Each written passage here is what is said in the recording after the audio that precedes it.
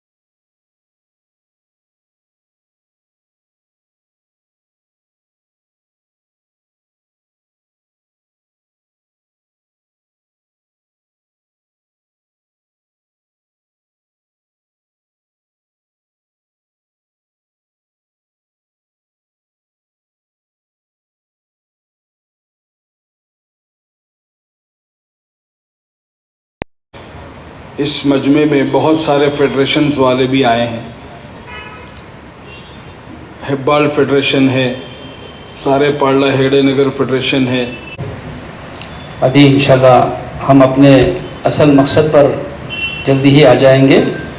हमारे मेहमान मुकर्रम जैसे उनका तारुफ कराया गया, आज सुबह भी एक आपका बड़ा लंबा प्रेजेंटेशन था वालिदैन की ज़िम्मेदारियों, कॉन्शियस पेरेंटिंग, बाशऊर वालिदैन, ये उन्वान था। उस पर तकरीबन 300 से ज़्यादा मस्तूरात यहाँ जमा थी।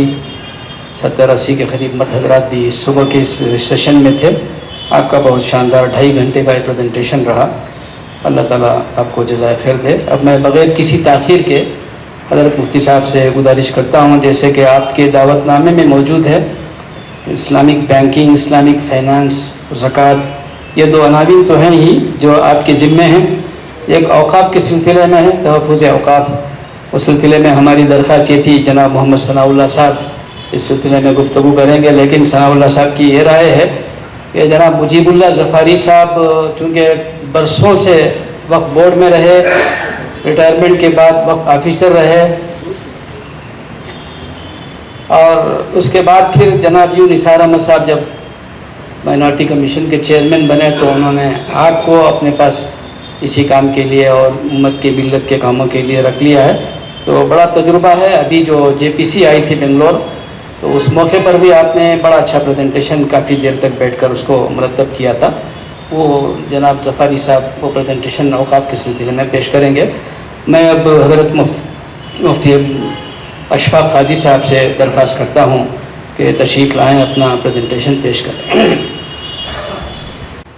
अल्हम्दुलिल्लाहि रब्बिल आलमीन वस्सलातु वस्सलामु अला सय्यिदिल अंबिया'i वल मुरसलीन सय्यिदिना व नबीना व हबीबिना मुहम्मद व अला आलिहि व सहबिहि अजमईन। قال اللہ تعالی وأن المساجد للہ فلا تدعوا مع اللہ احدا، وقال النبی علیہ الصلاۃ والتسلیم کلکم راع وکلکم مسئول عن رعیتی، او کما قال علیہ الصلاۃ والسلام۔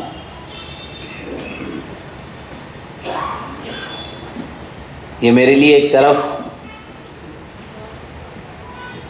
خوشی اور مسرت کا بھی موقع ہے کہ ایک اہم عنوان پر مجھے ذمہ داری دی گئی، اور ایک بہت ہی معروف شہر میں جہاں بڑی عظیم شخصیات ہوتی رہی ہیں، خود اسٹیج پر موجود حضرت مفتی شمس الدین صاحب دامت برکاتہم العالیہ، جن کی خدمات، جن کی ایکٹیویٹیز اور طلباء کو تیار کرنے کا اپنا خاص ذوق اور طریقہ، اور اس کے علاوہ ملک بھر میں مختلف زاویے اور نقطۂ نظر سے کیے جانے والے کام، اسی طرح دوسری طرف ہمارے مولانا شبیر صاحب۔ میں نے بہت ساری چیزیں، بہت ساری باتیں آج سے 20 سال پہلے اسی شہر میں سفر کر کے سیکھی تھی۔ خود حضرت مفتی اشرف علی صاحب نور اللہ مرقدہ کے پاس بھی آنا ہوا کرتا تھا۔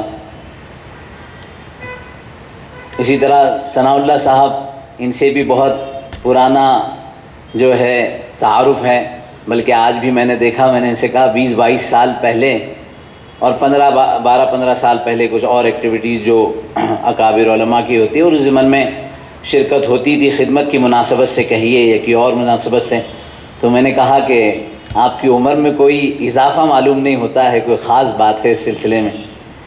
جیسے ذکر کیا مجیب اللہ ظفاری صاحب بھی تشریف فرما ہیں، اور مولانا عاصم صاحب جو مختلف تحریکات کو لے کر ابھی میرے خیال میں پچھلے ہفتے ہی بمبئی میں تھے، اور ایک عملی کام پورے صوبے کرناٹک نے اور بنگلور نے اس میں بڑی پیش قدمی کی ہے اور ایک ماڈل پیش کیا ہے پورے ملک کو۔ تو اس مناسبت سے تو آپ ماشاءاللہ اس زاویے سے بہت اہم ہیں، اور یہ ماڈل بہت ساری ایکٹیویٹیز کو لے کر پورے ملک کے اندر مختلف صوبوں میں، مختلف ریاستوں میں اس پر کام ہو رہا ہے اور اس کی کوششیں کی جا رہی ہیں۔ یہ مسجد کے عنوان سے اور بھی تنظیمیں ہیں جو کام کر رہی ہیں، اور سارے کام ہماری ضرورت کے ہیں، نہ کسی کام کی تنقیص ہے نہ تنقید ہے، بلکہ اس طرح کے اور 100 بلکہ 1000 ادارے بھی بن جائیں تب بھی ہماری ضرورتیں پوری نہیں ہو سکتی ہے۔ اس وقت جس حالت میں امت اسلامیہ، اس کا نوجوان، بچے اور بچیاں اور تعلیم یافتہ شخصیات جس طرح کے مسائل کا شکار ہیں، ایسے ایسے سوالات، ایسی ایسی باتیں ہر چند دنوں کے بعد خود ہمارے اپنوں میں سے ایسے ایسی باتیں پیش کی جاتی ہے کہ پتہ چلتا ہے کہ کہیں نہ کہیں تربیت میں اور قوم و ملت کی رہبری اور رہنمائی میں ہم تمام ذمہ داران سے جو جس حیثیت کی ذمہ داری ہو، جو میں نے حدیث مبارکہ پڑھی کلکم راع وکلکم مسئول عن رعیتی۔ میں دیکھ رہا ہوں کہ یہاں ماشاءاللہ شرکاء میں بھی بہت سارے علماء ہیں۔ ظاہر ہے کہ اس وقت علماء کرام میرے خطاب کا مخاطب نہیں ہیں، کیونکہ وہ تو بہت سارے امور کو خود ہی جانتے ہیں، لیکن ایک بڑی تعداد مساجد کے ذمہ داران کی ہے۔ اگر یہ پورے پریزنٹیشن کی باتیں بھی آپ کے ذہن نشین نہ ہو، کوئی بات نہیں ہے، صرف ایک بات، رسول اکرم صلی اللہ علیہ وسلم کا ایک جملہ آپ اپنے دل پر لکھ لیں، اپنے ذہن میں محفوظ کر لیں، اور اس ذمہ داری کا احساس پیدا کر لیں کہ تم میں سے ہر ایک ذمہ دار ہے، جہاں کہیں، حتیٰ کہ حدیث کی تفصیل میں والرجل راع فی بیتہ، کہ آدمی اپنے گھر کے معاملات میں ذمہ دار ہے، والمرأة راعیۃ فی بیت زوجہا، اور بیوی اپنے شوہر کے گھر کے تمام معاملات کی ذمہ دار ہے، وہی مسئولۃ عن رعیتہا وہو مسئول عن رعیتہ، اور اس ذمہ داری کے بارے میں پوچھا جائے گا۔ کل ہی کئی بات ہو رہی تھی ٹرسٹیز، یہ ورڈ ٹرسٹ سے بنا ہے، ٹرسٹ کے معنی اعتماد کے ہوتے ہیں، اور اس اعتماد کی بنیاد پر ٹرسٹیز کا نظام بنایا جاتا تھا۔ پہلے دور میں وہ شخصیتیں جو قوم و ملت کا ایک لولو مرجان اور ہیرا سمجھی جاتی تھی، جن کی حیثیت ہوتی تھی، جن پر لوگ اعتماد کرتے تھے، ان کو ٹرسٹ سے ٹرسٹی بنایا جاتا تھا۔ اب صورتحال ایسی عجیب و غریب ہو گئی ہے کہ ایک آدمی، دو آدمی جو تھوڑے سے متحرک ہیں، وہ 2 4 8 10 اپنے ہم مزاج ہم خیال لوگوں کو لے کر ٹرسٹ بنا لیا جاتا ہے۔ تو جو ٹرسٹیز جو ورڈ ہے وہ خود ہی اس شخص پر، اس فرد پر، اس کی اپنی عملی زندگی۔ ہم نے بمبئی کے اندر ایک سروے کیا، بمبئی کا علاقہ، ہمارا جامع مسجد کا جو علاقہ ہے یہ بنڈی بازار کے قریب کلابا کرافٹ مارکیٹ کا ایریا ہے، اس سے آگے کی طرف تھوڑا سا جو ہے ہائی پروفائل ایریا ہے، کلابا کی طرف، فورٹ کی طرف۔ ایک عجیب بات ہے کہ اکثر مساجد کے ٹرسٹیز، اکثر مساجد کے ذمہ داران شاید ہی، وہاں کی اپنی جو سروے کی رپورٹ تھی کہ 90 to 92% ٹرسٹیز اپنی مسجد میں نماز نہیں پڑھتے۔ وہ ٹرسٹی ہیں کلابا کے، رہتے ہیں باندرا میں، وہ ٹرسٹی ہے باندرا کے، رہتے ہیں وہ فورٹ میں، وہ ٹرسٹی ہے فورٹ کے، رہتے ہیں وہ جوگیشوری میں۔ تو سالہ سال ایسا مرحلہ پیش آتا ہے کہ وہ کبھی مسجد میں ہے ہی نہیں، مسجد کے معاملات سے ان کو کوئی دلچسپی نہیں ہے، سوائے اس کے کہ ایک بنیادی ذمہ داری لے لی گئی ہے کہ ہمیں امام کی، مؤذن کی، خادم کی اور جو متعلقہ افراد ہے ان کی تنخواہ دینا۔ تو ایک بات جو شروع میں ہم اس کو اپنے ذہن میں محفوظ کر لیں کہ یہ بہت بڑی مسئولیت ہے، اور قیامت کے دن اس مسئولیت کے بارے میں پوچھا جائے گا۔ اگر ہم کیپیبل ہیں، اگر ہم صلاحیت رکھتے ہیں تو ضرور ہم اس ذمہ داری کو پورا کریں، اور اگر صلاحیت نہیں رکھتے تو دوسرے صلاحیت مند افراد کو موقع دیں، ورنہ دنیا میں تو بہرحال بڑے سارے معاملات سامنے آتے رہتے ہیں مختلف مواقع پر، اور آخرت میں جب جواب دہی کا موقع آئے گا اس وقت ہم کیا جواب دیں گے؟ تو یہ ایک چھوٹا سا جملہ، وَكُلُّكُمْ مَسْئُولٌ عَنْ رَعِيَّتِهِ، تم میں سے ہر ایک کو اپنی رعیت کے بارے میں، اپنی ذمہ داری کے بارے میں، اپنی مسئولیت کے بارے میں جواب دینا ہوگا۔ اور خالی صرف یہ احساس پیدا ہو جائے، صرف یہ فکر پیدا ہو جائے تو ہمارا اپنا ذہن، آپ کا اپنا دماغ، آپ کا اپنا قلب و جگر آپ کو بہت ساری باتوں کی طرف توجہ دلائے گا کہ مجھے کیا کرنا چاہیے، کیا نہیں کرنا چاہیے۔ آئے دن کیسے کیسے موضوعات آتے ہیں، ائمہ مساجد کی تنخواہوں کے موضوع کو لے کر، یا ٹرسٹیز، امام مسجد ہے جمعہ میں خطاب کر رہا ہے، ٹرسٹی کے لیے جو خطبہ اس کے اپنے مزاج کے مطابق نہیں ہوتا ہے، اس کے اپنے عملی زندگی سے معارض ہوتا ہے، تو وہ جو ہے اپنے امام کو منع کرتا ہے کہ اس موضوع پر آپ بات نہ کریں۔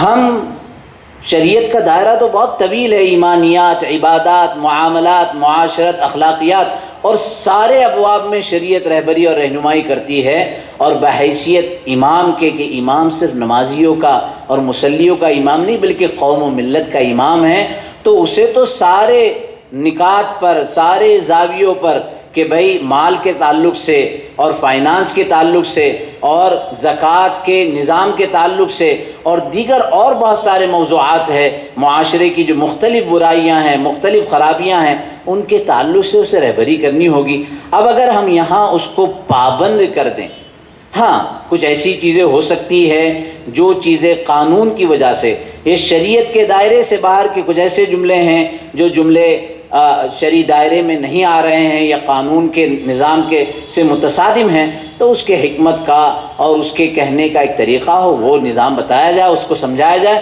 لیکن یہ کہنا کہ اس موضوع پر آپ بات نہ کریں، اس موضوع پر بات کریں، یہ میں سمجھتا ہوں کہ بہت بڑی ناسمجھی اور کوتاہی ہے۔ پھر جیسے مولانا نے کہا کہ اسلامک فائنانس، یہ فائنینشیل لٹریسی جو ہے، مساجد کو تو اس میں ایک مرکزی کردار ادا کرنا چاہیے تھا۔ ہم نے دیکھا کہ قوم و ملت کے ہزارہ کروڑ روپئے ایک مسجد بنانے کے لیے ایک فنڈ کی ضرورت پڑتی ہے، مثلا 50 لاکھ، 1 کروڑ، 2 کروڑ، پوری قوم، پورا محلہ کہاں کہاں اس کے لیے جو ہے خاک نہیں چھانتا اور کتنی کوششیں کرتا ہے، تب جا کے یہ نظام بنتا ہے اور یہ کوششیں ہوتی ہے۔ لیکن جب کوئی اسکیم آتا ہے، کوئی فراڈ آتا ہے، پتہ چلتا ہے کہ مسلمانوں کا ایک خالی اسکیم کے اندر 21,000 کروڑ روپیہ، 21,000 کروڑ روپیز یہ مسلمانوں نے ایک اسکیم کے اندر برباد کیا۔ ایسے کئی سارے اسکیم ہیں۔ تو یہ پیسہ کہاں سے آیا ہے؟ یہ پیسہ کہاں ہے؟ پتہ یہ چلا کہ پیسوں کی ایک بہت بڑی ماشاءاللہ ہمارے پاس ہے، لیکن ہم اپنے پیسوں کو اپنی ذات پر خرچ کرنے کے لیے تو تیار ہے، قوم و ملت کے طرف توجہ دینے کے لیے تیار نہیں ہیں۔ جبکہ صحابہ کی زندگی دیکھیں، حضرت عثمان غنی رضی اللہ تعالیٰ عنہ کا واقعہ ہم ہمیشہ سنتے ہیں، یہ ہمارے لیے ہماری عملی زندگی میں تربیت کے لیے اور تبدیلی کے لیے ضروری ہے۔ لہذا مساجد جو ہے، مسجد ایک بات سمجھنا چاہیے اچھی طرح، ابھی مولانا عاصم صاحب نے بھی اس کا ذکر کیا کہ مسجد is not just the place of worship, صرف نماز پڑھنے کی جگہ نہیں ہے۔ یہ ہم نے ایک نظریہ اپنے طور پر قائم کر لیا ہے کہ مسجد جو ہے وہ نماز پڑھنے کی جگہ ہے، جبکہ مسجد صرف نماز پڑھنے کی جگہ نہیں ہے، بلکہ مسجد کے اندر تو دور نبوی میں بھی کئی ساری ایکٹیویٹیز ہوتی تھی۔ ہم نے سنا، دیکھا، یہ واقعہ سنا حدیث کی کتاب میں کہ قیدی کو مسجد کے اندر قید کیا گیا، قید خانہ بھی مسجد ہے۔ تعلیمی مراحل تو مستقل تھے، صفا کا مدرسہ وہیں تھا، اس کے علاوہ فوڈ ڈسٹریبیوشن، کھانا اگر کوئی بیمار ہو جاتا تو اس کے علاج و معالجے کے مسائل مسجد میں پورے ہوتے تھے، کوئی بھوکا ہے تو اس کے کھانے کا نظام مسجد میں ہوتا تھا۔ غور کرنا چاہیے کہ مسجد کو ہم نے صرف عبادت کی جگہ بنائی۔ فجر کی نماز میں 1 گھنٹہ مسجد کھلے گی، 6:30 بجے خادم صاحب کو آرڈر ہے کہ مسجد بند کر دیں۔ کیا مجال ہے کہ وہ 1 منٹ تاخیر کریں، اور 12:30 12:30 بجے ظہر سے پہلے مسجد کھولنا ہے۔ مسجد مارکیٹ کے اندر ہوتی ہے، بہت سارے لوگ جو ہے وہ اپنے کیا کہتے ہیں ضرورتوں کے لیے مسجد میں آنے دینا چاہیے۔ مسلمان کیا غیر مسلمین کو موقع دینا چاہیے۔ ہماری جامع مسجد کے اندر الحمدللہ آپ یوٹیوب پر بھی اس کو دیکھ سکتے ہیں، مختلف لوگ جو ہے اس کی وہ ویڈیوز بھی بنا لیتے ہیں، جیسے یہ یہاں اصحاب ہیں۔ تو ہم مختلف موقعوں پر غیر مسلمین کو صرف مسجد کا آرکیٹیکچرل سارا نظام دکھانے کے لیے بلاتے ہیں، کیونکہ جامع مسجد آف بامبے جو ہے وہ 1775 میں اصل میں یہ بہت بڑا ایک ہاؤس تھا، ایک بہت بڑا پانی کا تالاب تھا۔ تو 12,000 روپیے میں اس زمانے میں وہاں جماعت المسلمین تھی، وہ کوکنیوں کی جماعت جو کہتے ہیں۔ اکثر لوگ کہتے ہیں کس بادشاہ نے بنایا، کس جو ہے رئیسہ نے بنایا، چونکہ عام طور پر بیگمات نے مسجدیں بنائیں۔ تو جامع مسجد ممبئی جو ہے وہ لوگوں کے جمع شدہ اپنی رقومات، جو ان کی اپنی گاڑی محنت کی کمائی کے پیسے تھے، اس سے ایک ہاؤس لیا گیا اور اس ہاؤس کے اوپر مسجد بنائی گئی۔ 6-8 سال پہلے ہماری ٹرسٹ نے یہ سوچا کہ ہم وہ پورے ہاؤس کو کلین کریں گے اور تھوڑا مسجد کو ریوائیو کریں گے، اس کے اندر کچھ کمی ہوگی تو اس کو بہتر کریں گے۔ انجینئرز لائے گئے، میں نے خود اپنی آنکھوں سے دیکھا، بلکہ میرا ایک انٹرویو ہاؤس کے اندر ہے، یعنی مسجد کے اندر، پوری مسجد ہاؤس کے اوپر قائم ہے۔ تو اس کا جو ستون ہے وہ ہاؤس کے اندر ہے۔ ماہرین لائے گئے، انہوں نے کہا کہ اگر کسی ستون میں کوئی کریک ہوگا یا جو 2 پتھروں کو کیا کہتے ہیں جوڑنے کے لیے چونا اور وہ زمانے کا جو گارا مٹی کا نظام ہوتا تھا، تو انہوں نے وہ پورا کے پورا ریسرچ کر کے پہلے تیار کیا، کہیں ضرورت ہوگی تو ہم اس کو استعمال کریں گے۔ 240 سال وہ ستون پانی میں ہے۔ اب یقین کریں اس کا جو چونا تھا اوپر وائٹ کلر کا، تھوڑا سا اس کو اوپر تھوڑی ہلکی پھلکی جو کائی ہے اس کو کلین کر لیا گیا، کہیں اس چونے میں بھی کسی قسم کا دراڑ نہیں تھا۔ اور بہت ساری باتیں ہیں، وہ تفصیل کا موقع نہیں ہے۔ اب یہ مسجد 1775 میں بنی اور 1835 میں، یعنی دارالعلوم کی 1837 کی جو ہے سن بنیاد رکھی بتائی جاتی ہے، اور 1835 کے اندر وہاں ایک مدرسہ تھا، مدرسہ محمدیہ، اور ایک کتب خانہ تھا، لائبریری تھی۔ اسی کتب خانے کی ریسرچ کے لیے میں آج سے 20 سال پہلے آپ کے شہر بنگلور میں آیا تھا، کیونکہ علامہ اقبال آپ کے شہر بنگلور میں، اور بنگلور کا ایک قدیم کتب خانہ ہے، اس میں آئے تھے، لہذا مخطوطات ہمارے یہاں ہیں، تقریباً 1500 سے زائد مخطوطات اور 10.5 لاکھ پیجز۔ خیر، تو یہ ایک مستقل نظام تھا تعلیم و تربیت کا، یعنی 1900 کی ابتدائی دہائی میں یہ کہا جاتا ہے کہ عربی کے ڈبل PhD مسجد کی تعلیم سے ہوا کرتے تھے۔ اس وقت یونیورسٹیز کا، اسکولز کا، کالجز کا اس طرح نظام نہیں تھا، تو مسجد جو ہے ہمیں قوم و ملت کے لیے ایک کمیونٹی سینٹر بنانا چاہیے۔ لیکن آج ہماری مسجدوں کا کیا حال ہے؟ انٹیریئر بہت شاندار، اس کا گنبد بہت چمکتا ہوا، اس کا پورا کے پورے قالین، بہترین قالین۔ ہمارے ایک دوست ہیں، انہوں نے ایک شرط لگائی ہے کہ اگر آپ فرش بہت قیمتی بچھائیں گے تو اس کے اوپر قالین نہیں بچھائیں گے، اگر قالین بچھانا ہے تو فرش بہت قیمتی بنانے کی ضرورت نہیں ہے۔ یعنی اس کے انٹیریئر پر، اس کے ایکسٹیریئر پر، اس کی ساری جو فلیشی ڈیکوریشن ہے اس پر تو بڑا خرچ ہوتا ہے، حالانکہ اس سے ممانعت نہیں ہیں، لیکن جیسا کہا جاتا ہے کہ دور نبوی میں مسجدیں کچی تھی اور مصلی پختہ تھے، نماز پڑھنے والے مضبوط تھے، اور آج بالکل دور اس کے برعکس ہو گیا ہے۔ اب اس کے علاوہ صرف ہم نماز کے لیے وہاں جاتے ہیں، اس کے علاوہ کسی قسم کی ایکٹیویٹی نہیں ہے کہ کمیونٹی کے اسپرٹ کیا ہے، وومنس کے لیے، خواتین کے لیے اس سلسلے کی کیا کوششیں کی جا سکتی ہے، یوتھ کو، نوجوانوں کو کیسے قریب کیا جا سکتا ہے۔ ہماری مسجد میں اصلاح معاشرہ کی ایک ٹیم ہے، انہوں نے کہا کہ نوجوانوں کے لیے مفتی صاحب ایک پروگرام رکھنا ہے۔ کہا اچھا ٹھیک ہے، کس موضوع پر؟ میں نماز نہیں پڑھتے، گالی گلوچ کرتے ہیں محلے کے کنارے میں بیٹھ کر۔ میں نے کہا یہ آئیں گے نہیں، یہ جمعہ کے خطبے میں بھی اس وقت آتے ہیں۔ ہمارے سے سوال کیا گیا دارالافتاء میں کہ اگر ہم دوسری رکعت کے رکوع میں ملیں تو ہمیں 2 رکعت پڑھنا ہے کہ 4 رکعت پڑھنا ہے، اور دوسری رکعت کے تشہد میں ملے تو یہ آتے ہیں بالکل آخری وقت میں جب ہمارے اکابر علماء کا بیان ختم ہو چکا ہوتا ہے، اور نکلتے ہیں، کہتے دوسری سلام سے پہلے میاں باہر، دروازے کے باہر، دوسری سلام نہیں بھی، اس سے پہلے وہ باہر ہے۔ اور ہمارے ایک دوست ہیں، ہماری جو خطبہ کی جو عام طور پر لغت ہوتی ہے، جو لینگویج ہوتی ہے، وہ نوجوان، حالانکہ دونوں اردو بول رہے ہیں، لیکن نوجوانوں کی اپنی جو لینگویج ہے، ان کا اپنا جو ڈسکشن کا جو کمیونیکیشن نظام ہے، اور یہاں جو ہے وہ اتنا فرق سمجھا جاتا ہے کہ نوجوانوں کو وہ کیا باتیں بتائے گی۔ چنانچہ ایک صاحب دعوت کا کام کرتے ہیں، تو انہوں نے اس طرف سروے کیا کہ مسجد کے باہر کھڑے رہ کر نوجوانوں کو کہ کیسا بیان تھا آج کا؟ بہت اچھا بیان تھا ماشاءاللہ، مولانا نے واقعات بھی سنایا، رلایا بھی۔ اچھا کیا بیان میں کیا بتایا گیا؟ تو کہا وہی اللہ رسول کی بات بتائی گئی۔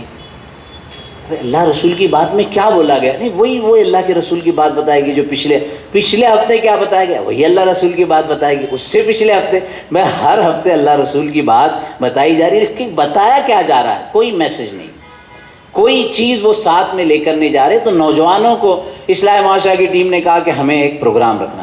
نے کہا کون سا؟ زکوٰۃ کے اوپر، اسلامک فائنانس کے اوپر یہ موضوعات ہے، لیکن ماشاءاللہ نوجوان جو ہے ان کے لیے ان کے اپنے مناسبت سے مشورہ ہوا۔ میں نے یہ رائے دی کہ اگر ہم آج کل نوجوان جو ہے نا وہ سائبر کے جو بہت سارے پرابلم کے اندر انوالو ہوتے ہیں، اگر یہ عنوان رکھا جائے honey trap and money trap, اب یقین کریں ہال بھر گیا، اور وہاں کے ذمہ دار کہتے ہیں ہم نے پہلے کئی پروگرام کیے، نوجوان آتا ہی نہیں ہے۔ تو ان کی اپنی جو ضرورت کا عنوان ہے کہ ہنی ٹریپ میں وہ کیسے کہاں پہنچے، کتنے نوجوانوں نے خودکشی کی، کتنوں کے بینک بیلنس ختم ہو گئے، منی ٹریپ میں کتنے عجب قسم کے ٹریپس ہیں۔ اگر یہ ساری پریکٹسز، یہ سارے موضوعات اگر ہماری مساجد سے دیے جائیں، اور ذمہ داران مساجد، ائمہ مساجد تو چاہتے ہیں، لیکن ذمہ داران مساجد، ٹرسٹیان، ان کی مسئولیت ہے کہ یہ اس زاویے میں اور اس راہیے میں کوشش کرے۔ لہذا اگر مجھے اس کا رخ اس طرف کرنا ہے،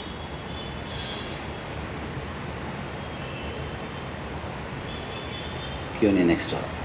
تو اگر اس کا وہیں سے نیکسٹ کر دیجئے کہ اگر اس کے لیے ہم دور نبوی کا ایک جائزہ لیں، میں مسجد کا ذمہ دار ہوں، اللہ نے مجھے ایک ذمہ داری دی ہر ایک کے لیے ہمارے یہاں بھی آج میں نے ماشاءاللہ وہ بسم اللہ مسجد دیکھی، بہت شاندار مسجد ہے، بہت ساری ایکٹیویٹیز بھی اس کے اندر ماشاءاللہ انرول کی گئی ہے۔ تو ایسی بہت ساری مساجد کے ذمہ داران ہیں، انہیں اپنے طور پر خود سوچنا ہے کہ دور نبوی کی مسجد کیا تھی، کس طرح کی مسجد تھی اور کس طرح کی ایکٹیویٹیز وہاں ہوتی تھی۔ ایجوکیشن کے کانٹیکس میں کیا تھا، پلیس فار ریسیونگ ڈگنیٹریز، دنیا بھر کے بڑے بڑے مہمان جو رسول اکرم صلی اللہ علیہ وسلم سے ملنے آتے تھے مسجد میں ملتے تھے۔ اے شیلٹر فار ہوملیس، جن کے پاس گھر نہیں ہے، مشہور واقعہ ہے صحابی رسول صلی اللہ علیہ وسلم کا کہ وہ بہت زیادہ قرض ہو گیا، گھر بیچنا پڑا، گھر بیچنے کے بعد وہ مسجد میں آ کر رہنے لگے۔ اسی طریقے سے اور کئی ساری چیزیں، انٹرٹینمنٹ، کھیل کود مسجد میں۔ بخاری کی حدیث ہے کہ حبشیوں کا کھیل ہو رہا تھا اور رسول اکرم صلی اللہ علیہ وسلم کھڑے تھے، حضرت عائشہ رضی اللہ تعالی عنہا آپ کے کندھے کے پیچھے کھڑی رہی اور کندھے پر اپنا جو ہے چہرہ رکھ دیا، اپنی ٹوٹی رکھ دی۔ تو رسول اکرم صلی اللہ علیہ وسلم تو تھک گئے تھے، لیکن چونکہ حضرت عائشہ رضی اللہ تعالی عنہا اس کھیل کو دیکھ رہی تھی لہذا اپنا کھندا وہاں سے ہٹایا نہیں۔ یہ مسجد کے اندر کھیل ہو رہا تھا۔ ابھی میرا ایک سفر ہوا تھا یو کے میں، ہمارے ایک دوست تھے، انہوں نے مسجد اور مسجد کے ساتھ گراؤنڈ، پارکنگ، بہت ساری چیزیں بنائی۔ فٹ بال کا گراؤنڈ مسجد کے ساتھ۔ اب ظاہر ہے کہ ہمارے یہاں بہرحال ہمیں اپنی وہ بھی دیکھنی پڑے گی، وہاں تو یہ جگہ مل جاتی ہے۔ فٹ بال کے گراؤنڈ میں مسجد کے مسلمان بچوں کے ساتھ جو ہے کرسچن بچے بھی کھیلتے ہیں۔ کھیلنے کے بعد جب نماز کا ٹائم ہو گیا، اذان ہو گئی، تو ایک رول بتا دیا گیا ہے کہ اذان کے وقت سے لے کر نماز کے ختم تک آپ نہیں کھیل سکتے۔ اذان ہو گئی اور اذان کا اعلان ہو گیا تو نوجوان جو بچے تھے مسلمان مسجد کے لیے آنے لگے، تو وہ کرسچن بچہ بھی پوچھنے لگا، کہنا ہے پرے وتھ یو، کیا میں بھی نماز پڑھنے کے لیے تمہارے ساتھ آ سکتا ہوں؟ وائی ناٹ، وہ بھی مسجد میں آ کر نماز پڑھ رہا ہے۔ ظاہر ہے میں نے ہماری جامع مسجد کا ذکر کیا کہ جب غیر مسلمین کو دعوت دی گئی تو وہاں ایک کالج ہے، سینٹ زیویئرز کالج، وہاں کے اسٹوڈنٹ آرکیٹیکچر کی مناسبت سے آتے ہیں، تو اسٹوڈنٹ آئے تھے اور وہ آفیشیل ایک ای میل ہوتا ہے، اس کے بعد ان کو دعوت دی جاتی ہے، تو اسٹوڈنٹ کے ساتھ ان کے جو خادم کام کرنے والے ہیں 2-4 وہ بھی کالج کی طرف سے ہوتے ہیں۔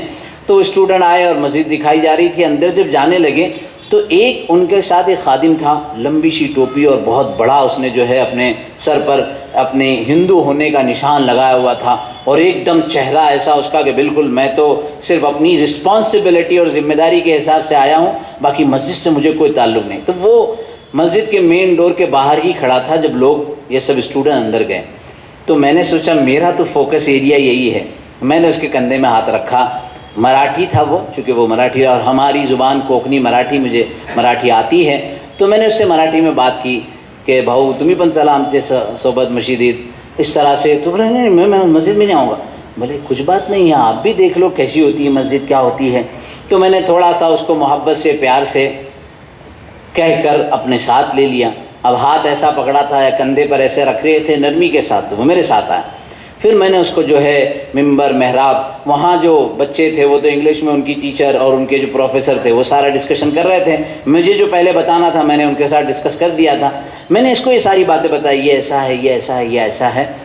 اس کے چہرے کا جو تاثر تھا پہلے ایک دم یعنی معارضانہ، معاندانہ بدلنے لگا، کیفیت بدلنے لگی، تو مجھے تھوڑا سا اور احساس ہوا، کیونکہ اس کا ہاتھ بھی میرے ہاتھ میں تھا، آپ اندازہ لگا سکتے ہیں۔ اور جس نے سائیکالوجی پڑھی ہے، میں سائیکالوجی کا اسٹوڈنٹ ہوں، اس کے بارے میں بھی کچھ نالج رکھتا ہوں، تو مجھے تھوڑا سا اور اندازہ ہوا، تو میری دلچسپی اور بڑی۔ میں نے کچھ کبرڈز کھول کے اس کو دکھائے کہ دیکھو یہاں ہمارا قرآن رکھا رہتا ہے، یہاں مصلے رکھے رہتے ہیں۔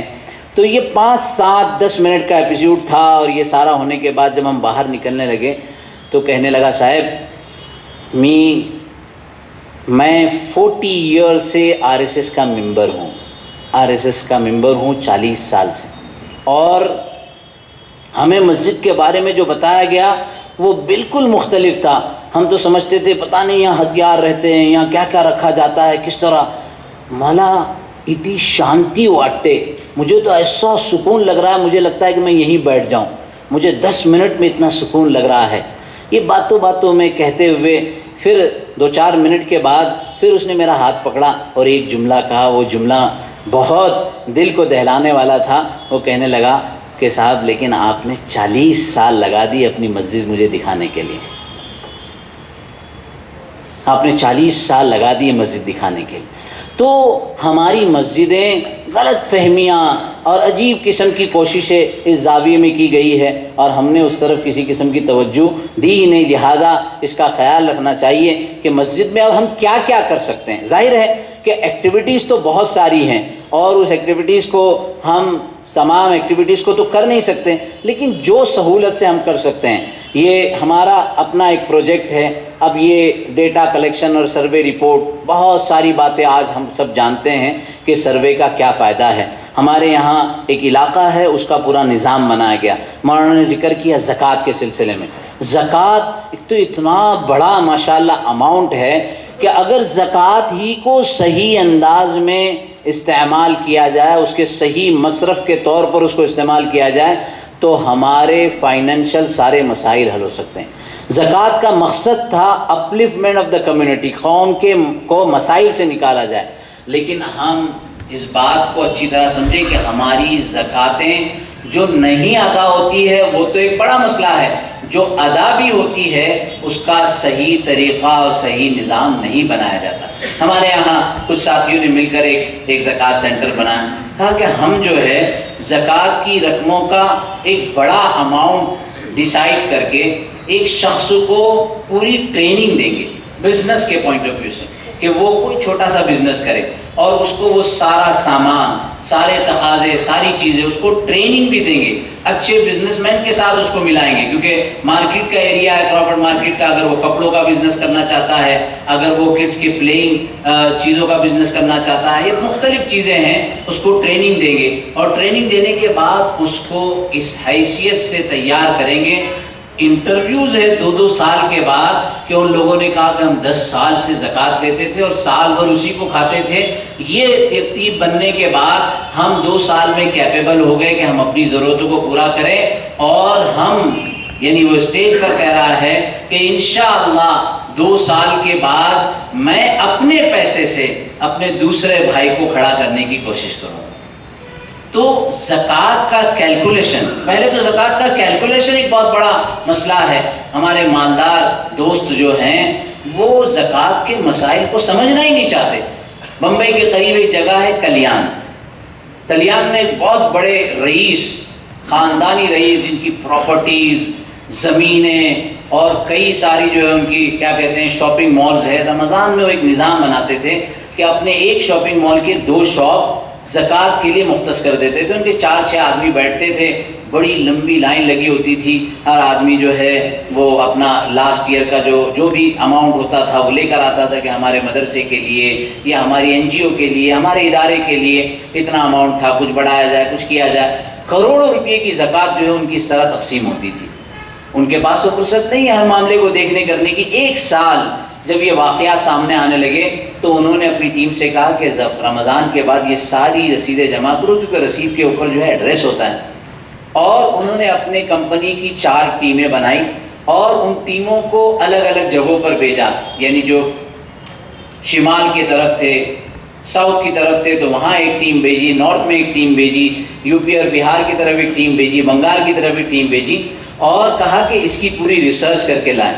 2 مہینے ٹیم نے مکمل جگہوں پر جا کر اپنا جائزہ لیا اور جائزے کے بعد جو رپورٹ پیش کی تو ان کے پاس یہ رپورٹ آئی کہ جو رسیدیں ان کے پاس جمع ہوئی ہے نیئر بائی قریب 80% اس میں سے بوگس اور غلط تھے اور وہ مال صحیح جگہ پر نہیں پہنچا.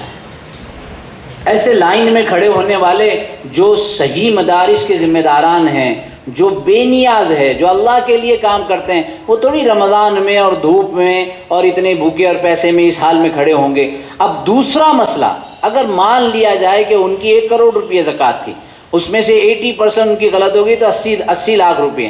اگر پچھلے 10 سال کا نظام بنایا جائے تو 8 کروڑ روپے. انہوں نے سوال کیا علماء سے کہ یہ بوگس تھے, یہ تو غلط ہو گیا, میری زکوٰۃ کا کیا؟ فتویٰ یہ ہے کہ ان کو اپنی زکوٰۃ واپس ادا کرنا پڑے گی, کیونکہ زکوٰۃ دینے والے کی ذمہ داری ہے کہ وہ مستحق تک اس کو پہنچائے.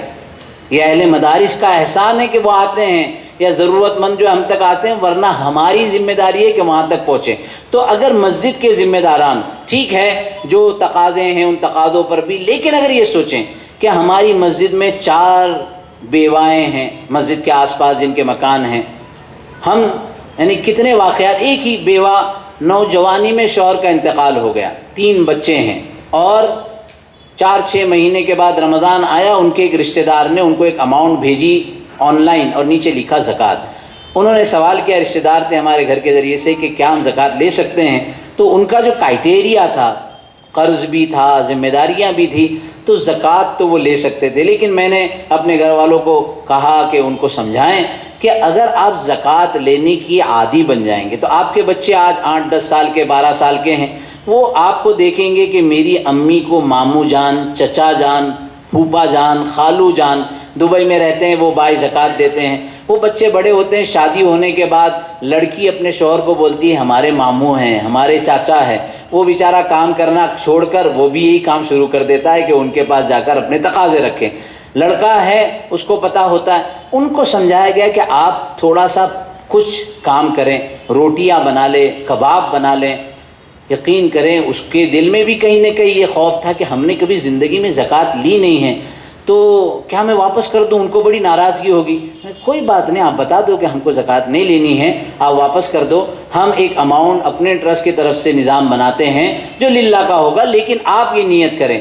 آج یقین کریں 35 لاکھ کا اس خاتون کا اپنا ذاتی مکان ہے، اس کی اپنی مطلب یہ کہ کئی دنوں تک تو اس کی اپنی مطلب ٹیم تھی جو کام کرتی تھی. اسکولز کے اندر جو اسکول میں جانے والے بچے ہیں ان کے لیے وہ ٹفن بنایا کرتے تھے. اب جو نئی جگہ پر گئے ہیں تو وہاں کی جو جنرل باڈی ہے انہوں نے اپنی بلڈنگ کا جو ہے مینیجر ہی ان کو بنا دیا ہے، اور وہ بیک آفس کا پورا نظام وہ خود سنبھالتی ہیں، اور بہت عافیت کے ساتھ اپنے پیروں پر عزت کے ساتھ وہ جو ہے اپنا نظام چلا رہی. تو زکوٰۃ کا کیلکولیشن، جو بڑی کمپنیاں ہیں، جو بڑے مالدار ہیں، کان کھول کر سنیں کہ جس طرح آپ اپنی کمپنی کے ریٹرن فائل کے لیے سی اے سے کانٹیکٹ کرتے ہیں، اور سی اے کے پاس اپنا A&B cash and white and black سارا ڈسکشن اس کے سامنے رکھتے ہیں، ذمہ داری ہے کہ ایسے مفتی کو تلاش کریں جس کے پاس آپ یہ ساری نوعیتیں رکھیں اور اس سے اس سلسلے میں رہبری اور رہنمائی لیں. یہ بہت اہم ہے. اسی طریقے سے یہ ایک پروجیکٹ ابھی الحمدللہ یہ صرف ڈسکشن نہیں ہے بلکہ ایک پروجیکٹ ہے. ایک پروجیکٹ اس طرح بنایا گیا ہے اور وہ کام چل رہا ہے جس میں ڈفرنٹ ٹائپ کی ایکٹیویٹیز. اگر پہلے سے 2 طریقے ہوتے ہیں، ایک تو یہ ہے کہ پورا پروجیکٹ بنا کر نظام چلایا جائے، وہ نئی جگہ ہوتی ہے، اور دوسرا یہ ہے کہ آلریڈی آپ ایک نظام کے تحت ہے تو آپ کو محبت سے، حکمت سے، قرینے سے، سلیقے سے ایک دن میں نظام تبدیل نہیں ہوتا ہے، لیکن آہستہ آہستہ اس سلسلے کی کوشش کرنی ہوگی. دیکھیے اس مسجد کے نظام کے اندر آرچری بھی رکھا ہے. آرچری یعنی تیر بازی، حدیث میں اس کا ذکر ہے. آپ کو معلوم ہونا چاہیے کہ اسرائیل میں ہر بچے کے لیے، ہر اسٹوڈنٹ کے لیے آرچری سیکھنا، تیر اندازی سیکھنا ضروری ہے. کیوں؟ سوال میرا آپ سے. لازم ہے، قانون ہے، ان کی اپنے ایجوکیشنل نظام کا ایک حصہ ہے. بہت ساری چیزیں اس میں ایک یہ بھی ہے کہ آرچری کہ وہ تیر اندازی جس کا ذکر حدیث میں ہے، الرمی، کہ 3 چیزوں کی بچوں کو تعلیم دیا جائے جس میں رمی کا ذکر ہے. کیوں؟ جی انبیاء کی سنت ہے ماشاءاللہ، اور بھی کئی سنتیں ہیں. اور یہود اگر انبیاء کی سنت کی اتنی فکر کریں تو کتنے فرائض کو چھوڑ رہے ہیں، سنت کی کہاں سے فکر کریں گے. اور جی دیکھیے، ہاں کیا ہے اس کا فوکس. جب بچہ ایک دور میں اپنی عمر کی ایک اسٹیج پہ پہنچتا ہے تو وہ ڈسٹریکٹ ہوتا ہے. اور آج کی یہ اسکرین جو ہے نا، یہ ریلز اور شارٹس جو ہے، انہوں نے تو ہمارے بچوں کو تو اور ڈسٹریکٹ کر دیا. انہوں نے انٹرٹینمنٹ کے نام پہ دنیا کو بہت کچھ دیا، لیکن ان کے یہاں ہمارے ایک دوست تھے، آفیشیل طریقے پر انہوں نے اس پورے ملک کا سفر کیا تھا اور عجیب عجیب باتیں بتا رہے تھے کہ کس طریقے سے تو انٹرٹینمنٹ کے اندر کون سی چیزیں ٹی وی پر دکھائی جائے گی، ان کے بچے کون سے کون سے پروگرامز دیکھیں گے یہ ڈیسائیڈڈ ہے. آرچری اس لیے کیونکہ بار بار ایک ہی پوائنٹ پر فوکس تو ذہن جو ہے وہ ایک طرف متوجہ ہو جاتا ہے. پھر وہ اپنے بچوں کے ٹیلنٹ کو 7th میں 8th میں 10th میں ڈیسائیڈ کر لیتے ہیں. ہماری مسجد کے اندر کیریئر گائیڈنس وہ ڈیسائیڈ کر لیتے ہیں کہ اس بچے کو کیا کرنا ہے. آپ کو تعجب ہوگا یہ سن کر، ہمارے یہاں کوکن میں وہ بچہ جو 10th 8th میں 9th میں فیل زبردستی بڑی مشکل سے 10th میں پہنچا، پڑھتا ہی نہیں ہے. ایک طریقہ تو یہ تھا کہ مدرسے کے حوالے کر دیتے تھے کہ پڑھتا ہی نہیں ہے تو مدرسے میں بھیجو، اور دوسرا ہمارے یہاں کوکن میں اس کو کھیتی باڑی میں لگا دیتے تھے. کھیتی میں آپ کو سن کر تعجب ہوگا کہ وہاں کے جو ٹیلنٹڈ اسٹوڈنٹس ہیں جو بالکل آخری درجے کے ہوتے ہیں، ہمارے ہاں جو اعلیٰ درجے کے ہوتے ہیں وہ میڈیکل، ڈاکٹر، انجینئر، لائر وہ بنتے ہیں. یہ پروفیشنز تو وہاں آخری درجے کے لوگ کرتے ہیں. اوپر کے درجے کے جو لوگ ہیں وہ فلاح یعنی کھیتی باڑی کرنے والے بنتے ہیں. آپ کو تعجب ہوگا ذہین بچہ کھیتی باڑی کرے گا، وہ کیسے؟ بعد میں وہ 1000 ایکڑ کی زمین لیتا ہے اور اس کے اندر پورا سائنٹیفکلی نظام اور سسٹم ڈیولپ کرتا ہے. آج ہم دیکھیں، ہم جو چاول کھا رہے ہیں، آج گھر جا کر چیک کر لیں کہ آپ کے گھر میں جو چاول آ رہا ہے، آپ کے گھر میں جو آٹا آ رہا ہے، آپ کے گھر میں جو نمک آ رہا ہے، چھوٹی چھوٹی جو چیزیں جو پیکٹ ہو کر آ رہی ہے، پہلے ہمارے آس پاس سے آتی تھی، اب کہاں سے آ رہی ہے؟ یہ پوری کے پوری اکانومی کو کنٹرول کرنے کا ایک نظام ہوتا ہے. اور یہ وہیں سے 7 سے 8 سے $7,000 $10,000 $12,000 یہ 3 اسٹیجز ہوتے ہیں، اور ان اسٹیجز میں بچوں کو جو ہے وہ بزنس کے لیے نظام دیا جاتا ہے. اسی طریقے سے ایک حصہ مسجد کے اندر رکھا گیا ہے بزرگوں کے لیے. ہمارے بزرگ زندگی پر بڑے بڑے کام کیے، آج ان کے ساتھ بات کرنے والا کوئی نہیں.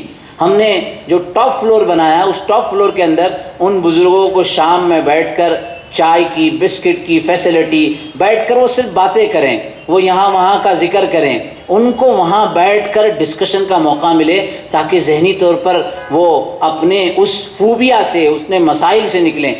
بعض ملکوں میں جو بڑے پروفیسرز ہوتے ہیں، جو پڑھے لکھے لوگ ہوتے ہیں، ریٹائرمنٹ کے بعد ملک ان کو ایک بنگلہ دیتا ہے، بڑی ساری زمین دیتا ہے، اور اس کے ساتھ صرف اتنی سی ذمہ داری ہوتی ہے کہ ہفتے کے 5 دن، دن کے 2 گھنٹے یعنی ہفتے کے 10 گھنٹے آپ کو ہمارے اسٹوڈنٹس کے ساتھ بیٹھنا ہے اور اپنے ایکسپیرینس شیئر کرنا ہے. تجربات جو ہے نا، یہ علم تعلیم بہت اہم ہے، لیکن تجربہ، ان کا نالج، ان کی پاسٹ کی جو ایکسپیرینس ہے، اس کا جو ڈسکشن ہے وہ بچوں کو کہاں سے کہاں لے جاتا ہے. اور ہمارے یہاں ان کا کوئی پرسان حال نہیں ہوتا. لائبریری اور یہ ساری چیزیں تو بہرحال ہے ہی. تو اس طرح کا نیکسٹ کریں، اس طرح کی کچھ چیزیں اب میں تھوڑا مختصر کروں. مسجد کے اندر جو ہے دا پلیس آف جسٹس، ایمانیات، عبادات، اخلاقیات، معاملات، ان سارے موضوعات پر گفتگو ہو. کیا بہتر ہو جائے اگر مسجد کے جو گفتگو کے جو موضوعات ہے وہ ڈیسائیڈ کر لیے جائیں، سال کا ایک چارٹ بن جائے اور ہر ہفتے کی گفتگو ڈیسائیڈڈ ہو. ہمارا جو آڈینس ہے، ہمارے جو مخاطبین ہیں، وہ کچھ سیکھ کر جائیں. کوئی ایک دعا، کوئی ایک تعلیم، کوئی ایک حدیث رسول، پورا بیان ہو جاتا ہے 1 گھنٹے کا، لیکن ساتھ میں کچھ بھی نہیں لے جاتے. تو مختلف موضوعات پر یہ سارا کے سارا ایک چارٹ ہے جن موضوعات پر بات ہوتی ہے. نیکسٹ. اسی طریقے سے سینٹر آف ایجوکیشن، ہم نے دیکھا ممبئی میں کچھ جگہ ہیں جہاں پر جیسے گوونڈی بہت پسماندہ علاقہ ہے، 4 فلور کی مسجد ہے، فلورز کے اوپر ٹائلز لگی ہے، 3 فلور تک اے سی لگا ہوا ہے. ہماری ٹیم نے جا کر بات کی کہ یہاں آپ کے جو آس پاس بچے ہیں ان کو بیٹھنے کی جگہ نہیں پڑھنے کے لیے، کیا ہم اپنے 2nd فلور پر 3rd فلور پر صرف ان کو بیٹھنے کی جگہ دیں؟ ارے یہ بچے بہت نالائق ہیں، گالی گلوچ کرتے ہیں. بھائی وہ باہر کریں تو اور بربادیاں ہیں، وہ اس سے آگے نشے پر جا رہے ہیں، اس سے آگے تباہی پر جا رہے ہیں. وہ مسجد میں آئیں گے، ہو سکتا ہے ان کی بری عادتوں کی وجہ سے کچھ باتیں غیر اخلاقی، ادب کے خلاف کے اعتبار سے چیزیں ہوگی، لیکن اگر یہ ماحول ہم دیں گے تو آہستہ آہستہ تبدیلی آئے گی. وہ ان قباحتوں اور ان برائی سے بچیں گے, اپنی تعلیم کے اندر بہتر کی کوشش کریں گے. لہٰذا بہت سارے سینٹر تعلیم کے, یہ آپ دیکھ رہے ہیں, یہ ہماری جامع مسجد کا جو ہے لائبریری ہے, اور اس لائبریری کے اندر گرلز بوائز ان کا کیریئر گائیڈنس کا پورا ایک جو ہے نظام رکھا گیا. اور ماشاءاللہ ایسی ایسی بچیاں جو ہے اسکارف نہیں پہنتی ہیں, وہ بھی کیریئر گائیڈنس کے لیے مسجد کے, ہم نے سوچا کہ ہمارے رجسٹریشن فارم میں کتنے لوگ آئیں گے, آؤٹ آف کنٹرول ہو گیا. ہم کو کاؤنسلر دوسری جگہ سے بلانے پڑے, اس لیے کہ صرف جو ہے ان کا جو ٹیسٹ ہے وہ کافی نہیں, بلکہ اس کے بعد 1-to-1 کاؤنسلنگ ہوتی ہے, اور ان کا پورا نظام دیکھ کر کہ آپ کو کس پروفیشن میں جانا چاہیے. آپ اور ہمارے لیے بھی بہت ضروری ہے کہ ہمارے اپنے بچوں کا پیشن اور پروفیشن جب ایک ہوگا تو ان کو آئندہ زندگی میں, میرا بیٹا الحمدللہ حافظ قرآن ہے, 10th میں اس نے وہاں ہمارے بامبے کے اس میں ٹاپ کیا. ہر ادارے والے کہہ رہے تھے کہ میڈیکل کراؤ, میرے ان لاز جو ہیں وہ میڈیکل ڈاکٹر ہیں انڈیا میں, UK میں, لیکن بچے کا جو توجہ تھی وہ فائنانس کی طرف تھی. ہم نے کہا ہم اس کو ایکچوری بنائیں گے, ایکچوریل سائنس آپ جانتے ہوں گے جو لوگ فائنانس کے ورلڈ میں ہیں. تو بہت سارے لوگوں کو آپ نے کہا یہ ایک چال چل رہے ہیں کہ اگر جو رزلٹ اچھے آئے ہیں تو میڈیکل میں جاؤ, ورنہ اس میں جاؤ. نہیں, بچے کے ٹیلنٹ کو دیکھو, اور یہ مسجد کے اندر الحمدللہ کیا جا سکتا ہے. اس طرح کے بہت سارے ایگزامینیشن اور ساری کوششیں ہو سکتی ہے. گیسٹ ہاؤس کئی مرتبہ مسجد شہر کے درمیان میں ہے. احمد آباد کی مسجد کے بازو میں بڑا سا گیسٹ ہاؤس ہے. اتنی سہولت ہوتی ہے, لوگ رات میں 3 بجے 4 بجے 5 بجے ریلوے اسٹیشن سے قریب پہنچتے ہیں. ہم مسجد میں کوئی ایک جگہ تو رکھ سکتے ہیں, ہاں اس کا نظام بنایا جائے, اس کے اصول اور ضابطے بنائے جائیں. لہذا اس طرح کے کام ہم مسجد کے اندر کر سکتے ہیں. دور نبوی میں اس کی اپنی طریقے پر ترتیب تھی, لہذا یہ اس کے احادیث اور اس کے حوالے جات بھی آپ کے سامنے موجود ہیں. نیکسٹ, اسی طریقے سے فائنانس, یہ جسمانی کیا کہتے ہیں فزیکل ہیلتھ, ایک جو پروجیکٹ ہے اس کے اندر ایک حصہ مسجد کا, ایک حصہ خیر بلڈنگ لگ کر ہے, وہاں پر فٹنس سینٹر بنایا گیا, جم بنایا گیا. لوگوں نے کہا مسجد میں جم, اور اس جم کے اندر ایک اسپیشل ٹائم فار لیڈیز, ہماری گھر کی خواتین کے لیے جن کو چلنے پھرنے کی بھی جگہ نہیں ہوتی, وہ دوڑیں گی کہاں جا کر. اگر مسجد یا مسجد کمیٹی اس طرح کی ایکٹیویٹی لے, آپ یقین کریں, ورنہ کئی گھرانے دیندار گھرانے تو الحمدللہ, لیکن جو تھوڑے سے دور ہیں یا ایجوکیٹڈ ہیں وہ فزیکل ایکٹیویٹیز کے پوائنٹ آف ویو سے اور جمناسٹک کے پوائنٹ آف ویو سے کہاں جا رہے ہیں, اور اس کے بعد ایسے عجیب مسائل پیدا ہوتے ہیں, ایسے عجیب معاملات پیدا ہوتے ہیں. ہمارے علاقے میں ایک جم خواتین کے لیے بنا, بہت ساری مسلمان خواتین وہاں پہنچی, تو وہاں کی جو جم کی ٹرینر تھی مسلم خاتون, تو اس سے کسی نے انٹرویو لیا, پتا ہے کہ کیا حال چل رہا ہے, تو کہا کہ یہ ساری خواتین جنہوں نے رجسٹر کیا ہے یہ کوئی بھی یہاں آ کر جم نہیں کرتی ہے, کوئی بھی اپنی فٹنس پہ فکر مند نہیں ہے, یہاں آ کر بھی وہ اپنی باتیں اور اپنے ادھر ادھر کی مباحثے میں رہتی ہیں. تو کہا, میں نے ان کو پوچھا تم کیوں یہاں آتے ہو, جب تم اتنا پیسہ پے کر کے یہاں کیوں آ رہے ہو؟ کہا ہم اپنے گھر سے پریشان ہیں, 2 گھنٹے کی چھٹی ملتی ہے, یہاں آ کے ٹائم پاس کر دیں. تو یہ صورتحال ہے. لہذا فزیکل ایکٹیویٹیز کی بھی بہت ساری کوششیں اور کاوشیں جو ہے وہ مسجد کے طور پر کر سکتے ہیں. اسلامک فائنانس کے اندر طبی امداد ہے, اس کو نیکسٹ چلائیں. طبی امداد ہے جو خود آپ جانتے ہیں انسانی ہمدردی کے کام ہیں, ہیومینیٹرین. مسجد کے باہر, ہماری مسجد کے باہر کھانا تقسیم ہوتا ہے, لوگ آتے جاتے جو ہے وہ کھانا کھاتے ہیں, اور اس کا کیا اثر ہوتا ہے ہمیں اندازہ بھی نہیں ہو سکتا ہے کہ وہ 20, 25, 50 روپے کا کھانا کس طرح کا. آج کل تو آپ دیکھ رہے ہیں بڑا مشہور ہے اور بہت زیادہ وائرل ہو گیا کہ ایک صاحب نے اس طرح سے کھانا تقسیم ہوتے ہوئے مذہبی بات بھی کی. اس کے بالمقابل مسلمانوں نے اپنے, اور بمبئی کا یہ واقعہ ہے, بمبئی کے ٹاٹا ہاسپٹل کا یہ واقعہ ہے, اور اس کا اتنا اثر پڑا ہے. اتنی ساری ایک خواتین کا پورا گروپ ہے المصدقات جو اس طرح کھانا تقسیم کرتے ہیں. تو جو انسانیت کے کام ہیں, جو غیر مسلمین کو, غیر مسلمین ہماری نمازیں, ہماری عبادتیں, ہماری دعوت کے کام نہیں دیکھ رہے, وہ تو ہمارے اخلاق دیکھیں گے, وہ تو ہمارا طرز عمل دیکھیں گے. لہذا اس سلسلے کی اسی طریقے سے لیگل ایڈ, مسجد کے اندر ایک ونڈو ہے لیگل ایڈ کا، اور اس کا ٹائپ ہے ممبئی کے ایک گلوبل کیئر فاؤنڈیشن کے ساتھ. گلوبل کیئر فاؤنڈیشن بہت شاندار کام کر رہا ہے. اب ماشاءاللہ حکومت نے خود جیل کے اندر ان کو ایک پوری بلڈنگ دی کہ آپ ہمارے جیل کے اندر جو مجرم ہیں ان کی کاؤنسلنگ کریں اور ان کے بہت سارے پرابلمس ہیں اس کو سالو کریں. اسی طریقے سے حکومت نے کورٹ کے قریب ان کو ایک جگہ دی. بہت سے نوجوان چھوٹے چھوٹے موضوعات کی وجہ سے، آپ کچھ سن کر تعجب ہوگا، ایک دو نہیں، پورا انہوں نے ڈیٹا نکالا ہے کہ ان کا کیس کمپلیٹ ہو چکا ہے، اور صرف ان کو اپنا جو ہے وہ مچلقہ بھر کر جو تقریباً 14-15 ہزار روپے کا ہوتا ہے وہ ادا کر کے ان کو باہر آنا ہے. 3 سال تک ان کا کوئی پرسان حال نہیں اور وہ ایسے ہی پڑے ہوئے ہیں. تو یہ کوششیں بھی مسجد کے تھرو کی جا سکتی ہیں. اسی طریقے سے قیدیوں کی امداد کے اندر مختلف کوششیں ہیں. نیکسٹ، دستاویزات اور کاغذات. ماشاءاللہ آپ کی بنگلور کی ٹیم ہی بمبئی آئی تھی اور مسافر خانے میں کوشش ہوئی. اس کے بعد جامع مسجد کے اندر ہمارے اس فیملی فرسٹ سینٹر کے اندر میں نے خود سیکھا کہ آدھار کارڈ کیسے بناتے. کوئی بہت بڑا راکٹ سائنس نہیں تھا. تھوڑی دیر بیٹھے سمجھ میں آ گیا. میں اتنا ماسٹر بن گیا، مجھے فون پر فون میرا بنانا ہے میرا. ارے میں نے کہا بھائی میرے کام یہ نہیں ہے. پھر ہم کو وہاں ٹیم لگانی پڑی، لائن لگ گئی. اس کے باوجود دوسری طرف ہمارا جو شعور ہے، ہم جس حالت میں سوئے ہیں، یعنی قریبی رشتہ داروں نے 25 کو لاسٹ ڈیٹ تھی، 26 کو میرے کچھ قریبی رشتہ دار فون کر رہے ہیں، وہ مفتی صاحب وہ میرے بیٹے کا آدھار کارڈ باقی ہے، ابھی ہو سکتا ہے کیا؟ میں ظالم، اتنا شور ہو رہا ہے، اتنے ویڈیوز بنے، اتنے پیپر کی خبریں ہوئی، تم سوئے تھے کہاں تھے؟ پھر واپس تاریخ آئی، 4 دن کا اور موقع ملا. میں نے ان کو بلایا اور لوگوں کو بلایا، وہ ایکٹیویٹی مکمل ہوئی. 4 دن کے بعد پھر تاریخ ختم ہوئی، پھر 2 فون آئے، اور وہ بھی جاننے والوں کے کہ ابھی کچھ موقع ہے کیا. تو یہ تو حال ہے، لیکن ہمیں اس سلسلے کی کوششیں کرنی چاہیے.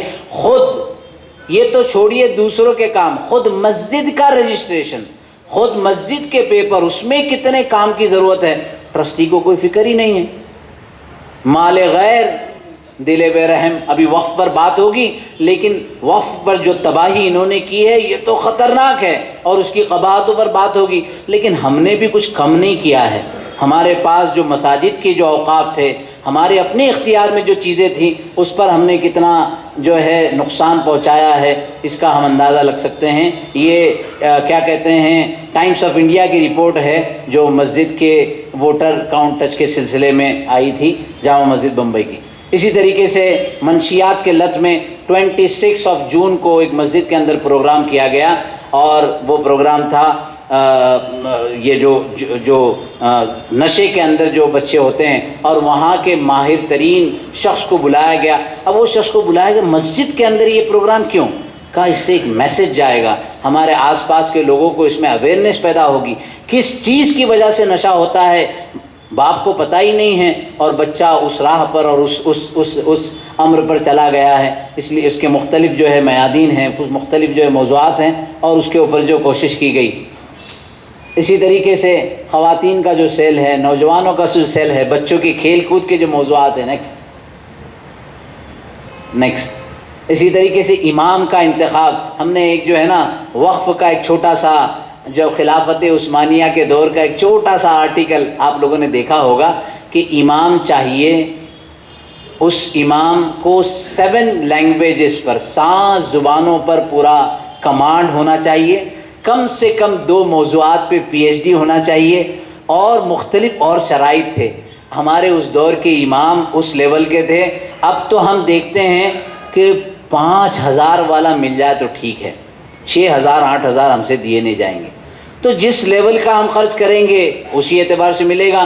ہمارے صلاحیت مند ائمہ یا علماء جن کے پاس ویژن ہے، جن کے پاس کام کرنے کا جذبہ ہے، یا تو ان کو ویسا جو ہے ریٹرن نہیں دیا جاتا، یا ان کی قدر و منزلت نہیں کی جاتی، اور پھر جو ہے بہت سی مرتبہ وہ اپنے طور پر کوشش کرتے ہیں.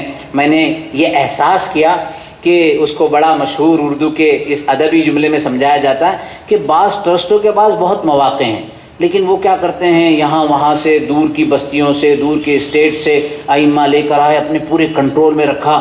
مواقع بہت ہے کام کرنے کے, لیکن کوئی مقامی بڑے عالم, بڑے مفتی کو رکھیں گے تو ان کی باتیں ہم کو سننی پڑے گی, اس لیے یہاں وہاں سے لے کر آئے اور یہ چلا رہے ہیں.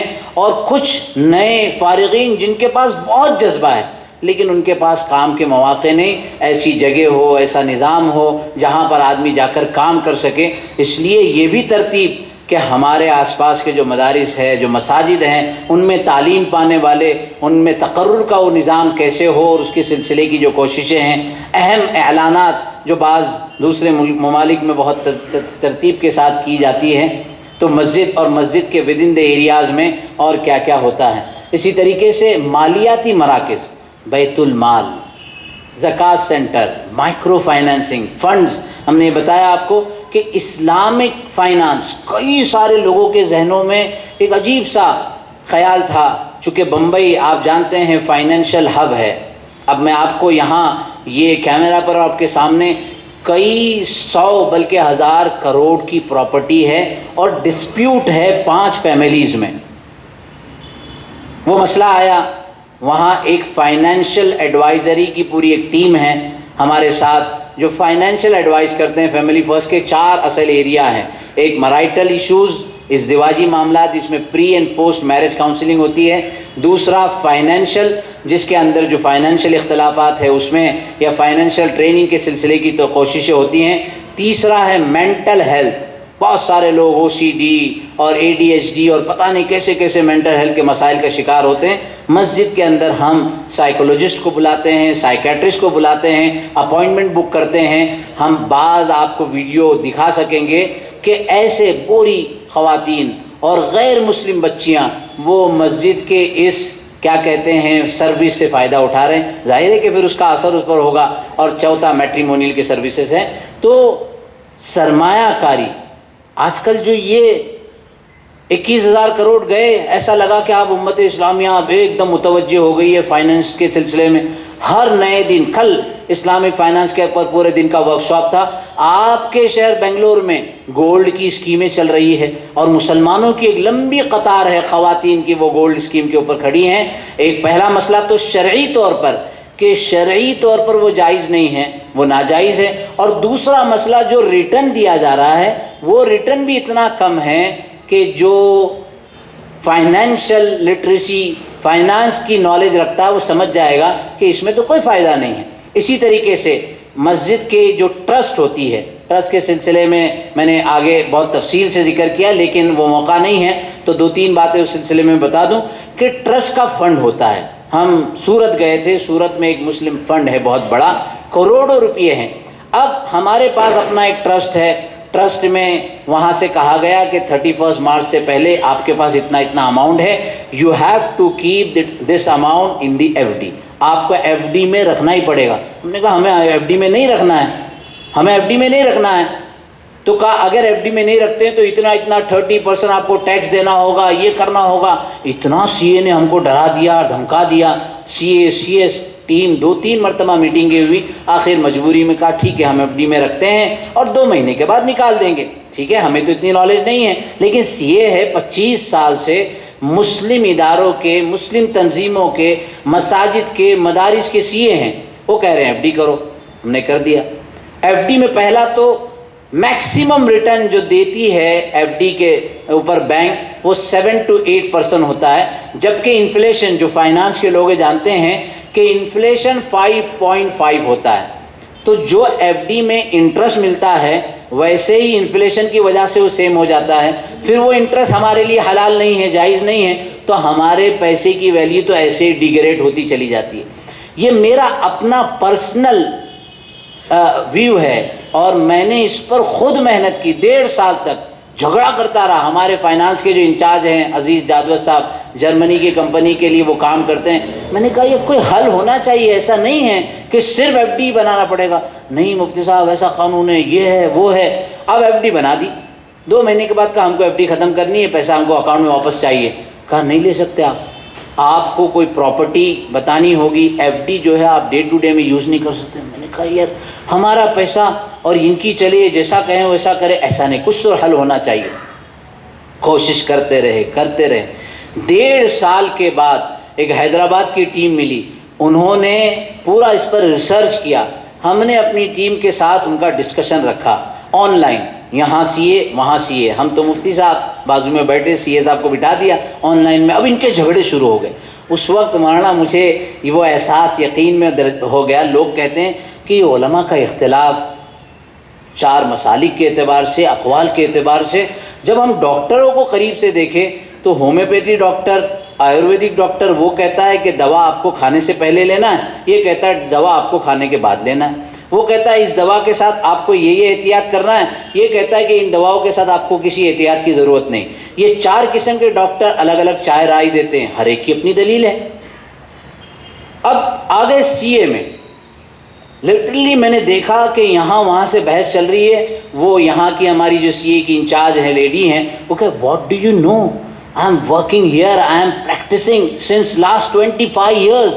تو وہ وہاں کی جو سی اے تھے وہ تھوڑے سے نوجوان تھے، کہا میم لیکن آپ قانون تو دیکھیں، تو وہ کہتی ہے کہ this is may be from Andhra Pradesh, جس Andhra Pradesh ruling not in Maharashtra.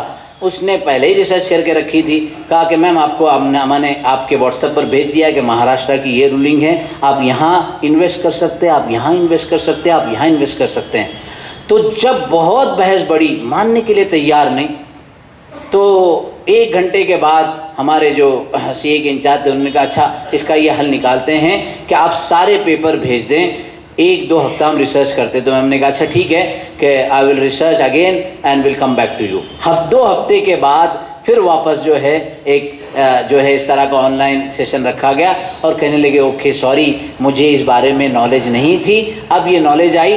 اب اس انویسٹمنٹ میں مسجد ٹرسٹ کا پیسہ ہے، مدرسے کا پیسہ ہے، این جی او کا پیسہ ہے، سوسائٹی کا پیسہ ہے، سوسائٹی ایکٹ، ٹرسٹ ایکٹ، اس کے ساتھ ساتھ کمپنی ایکٹ، سیکشن 8 کی کمپنیاں، وہ سارے ایکٹ کو ماشاءاللہ اس بندے نے ہمارے پاس بھیجا۔ خود ہماری جو ایک ادارہ ہے وہ سیکشن 8 کا ہے، ایک ٹرسٹ ہے جو ٹرسٹ ایکٹ پہ چلتی ہے۔ تو دونوں کے لیے گنجائش ہے کہ وہ اپنے ایکسٹرا جو 31 مارچ کے بعد جو پیسہ بچ جاتا ہے اس کو وہ انویسٹ کر سکتے ہیں، اور اس انویسٹ میں نیئر بائی 16 to 20% سالانہ اس کو انکم ہوتی ہے۔ ٹرسٹ کو، ادارے کو اپنے ذاتی پیسے جب ہوتے ہیں نا، شخصی پیسے جب ہوتے ہیں تو ہمیں بڑی فکر ہوتی ہے، لیکن یہ تو قوم کا مال ہے، مال غیر دل بے رحم، توجہ ہی نہیں ہوتی مساجد کے، این جی اوز کے ذمہ داران کہ اس پر کیسے فکر کرنی چاہیے۔ جب خود ہم نے اس کی نالج لی اور یہ ٹرانسفر، اب ایف ڈی کو ٹرانسفر کرنے کے لیے بینک والے آپ کا سر کھپا دیتے ہیں، بھائی ہمارا پیسہ ہم نے ایک ای میل بھیج دیا، نہیں سر وہ مینیجر سے بات کرنی ہے، آپ یہ پیپر بھیجئے، یہ سگنیچر بھیجئے، یہ ڈائریکٹر کی بھی سگنیچر ہونی چاہیے، یہ ہمارا ایک پیپر ہے اس کے اوپر آپ سائن کیجئے۔ بہرحال آپ جب کوشش کریں گے اللہ تبارک و تعالیٰ آپ کو راستے نکالتے اور سجاتے چلے جائیں گے۔ خلاصہ کلام یہ ہے کہ ہم اپنی مساجد سے اس طرح کی بہت ساری ایکٹیویٹی کر سکتے ہیں، جو مالدار ہیں ان کو بھی مساجد سے رہبری اور رہنمائی مل سکتی ہیں، انویسٹمنٹ کے حوالے سے، بینکنگ کے حوالے سے، فائنانس کے حوالے سے بہت ساری تربیتیں اور تعلیم کا نظام ہو سکتا ہے۔ ضرورت اس بات کی ہے جہاں سے میں نے بات شروع کی تھی، کلکم رائن و کلکم مسئول عن رعیتہ۔ تو میں ایک درخواست کروں گا کہ آپ میں سے کتنے حضرات مسجد کے ٹرسٹی ہیں؟ اگر آپ ناراض نہ ہو تو ذرا ہاتھ اٹھا دیں کہ آپ میں سے کتنے مسجد کے ٹرسٹی ہیں؟ ذرا پٹھانوں والا ہاتھ لمبا، پورا او ہو انقلاب زندہ باد۔ مولانا اگر یہ سارے کے سارے انقلاب لانا چاہے تو چند سال میں بنگلور کی جو ہے فضا ہی تبدیل ہو جائے گی۔ تقریباً سب کے سب ٹرسٹ کے ذمہ داران ہیں، اور ماشاءاللہ مولانا نے جیسے بتایا تھا کہ مساجد فیڈریشن اس پر بہت اچھا کام کر رہی ہے، اور واقعی آپ حضرات حقدار ہیں کیونکہ آپ کے ساتھ ایسے اکابر علماء اور ایسے ماہرین فن موجود ہیں جن کے پاس بہترین نالج ہے، گائیڈنس ہے، رہبری اور رہنمائی ہے۔ لہذا جو بات شروع کی تھی کلکم راعٍ و کلکم مسئول عن رعیتہ، یہ احساس پیدا کر لیں کہ جو ذمہ داری قوم نے ہمیں دی ہے، جس ذمہ داری اور جس منصب پر ہم ہیں، قیامت کے دن اللہ تبارک و تعالی کو اس کا ہم کو جواب دینا ہے. اس جواب دہی کا احساس ہمیں اتنے سارے ابواب دکھائے گا. ہمارے مساجد کے ائمہ کی تنخواہوں کا نظام بھی بہتر ہو جائے گا. ہمارے آس پاس جو غریب، ضرورت مند، محتاج، بیوہ، یتیم ہیں ان کا نظام بھی بہتر ہوگا. اسلامک فائننس کی بھی جو ہے تعلیم اور تربیت کی صورتیں بنے گی. ایجوکیشنل ہب بھی بنے گا. مساجد کو مختلف ایکٹیویٹیز میں ہم دیکھیے اکثر مساجد جو 5 وقت کی نمازیں ہیں، ابھی ہم گئے تھے بسم اللہ مسجد، کتنی شاندار مسجد ہے اور 2-3 فلور ہے، لیکن میرا اپنا یہ موضوع ہے تو میں نے گنا کہ عصر کی نماز میں کتنے لوگ ہیں، پہلی صف میں کتنے، دوسرے صف میں کتنے، تو نیئر بائی میکسیمم ماشاءاللہ 150 سے 200 لوگ نماز کے لیے تھے. تو عام طور پر ساری مساجد کا، ہماری جامع مسجد کے اندر ایک صف میں 120 لوگ کھڑے ہوتے ہیں، ایسی 22 صفیں ہیں. عام نمازوں میں کیونکہ وہ مارکیٹ ایریا 10 سے 12 صفیں ہوتی ہیں. باقی فجر کی نماز میں تو 1 سے 1.5 صف، کیونکہ مارکیٹ ایریا ہے تو لوگ وہاں رہتے نہیں ہیں.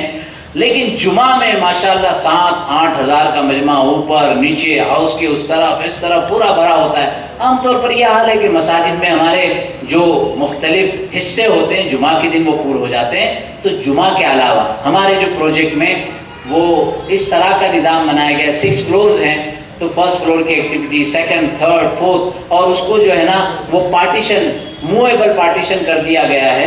تو ایکٹیویٹیز آپ کی جو ہے پورا ہفتہ چلے گی.